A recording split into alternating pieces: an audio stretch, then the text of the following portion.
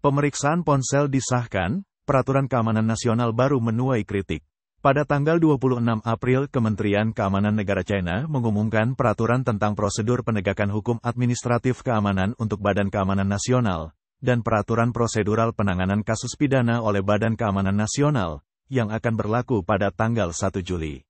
Mereka memberi apa yang disebut personel penegak hukum setempat, wewenang untuk memeriksa perangkat elektronik.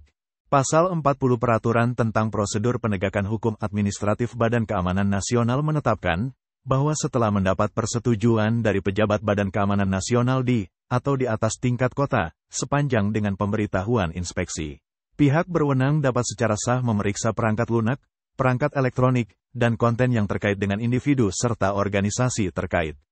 Dalam apa yang disebut sebagai situasi darurat, petugas penegakan hukum hanya memerlukan persetujuan pejabat keamanan tingkat kota atau lebih tinggi, untuk menunjukkan lencana polisi atau investigasi dan melakukan inspeksi langsung di tempat.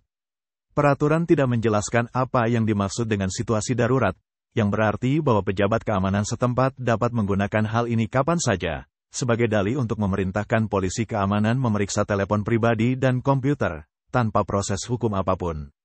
Pasal 42 juga menetapkan bahwa Departemen Keamanan dapat memeriksa tempat di mana perangkat elektronik digunakan atau disimpan. Rezim PKT secara historis mengabaikan hak-hak rakyatnya. Otoritas keamanan publik di Beijing, Shanghai, dan kota-kota lain dilaporkan telah memeriksa telepon genggam orang-orang di jalan-jalan dan di stasiun kereta selama beberapa waktu. Langkah pihak berwenang untuk memberikan polisi keamanan, wewenang untuk memeriksa telepon pribadi dan komputer, secara khusus telah menarik perhatian orang asing. Banyak media di Hong Kong, Taiwan, dan negara-negara lain telah melaporkan bahwa peraturan keamanan baru PKC tidak secara eksplisit hanya menargetkan warga negara China yang masuk.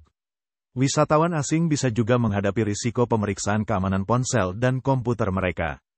Direktur Jenderal Biro Keamanan Nasional Taiwan menyarankan warga Taiwan untuk berhati-hati ketika berinteraksi dengan China daratan, karena konten ponsel mereka dapat diperiksa di bea cukai.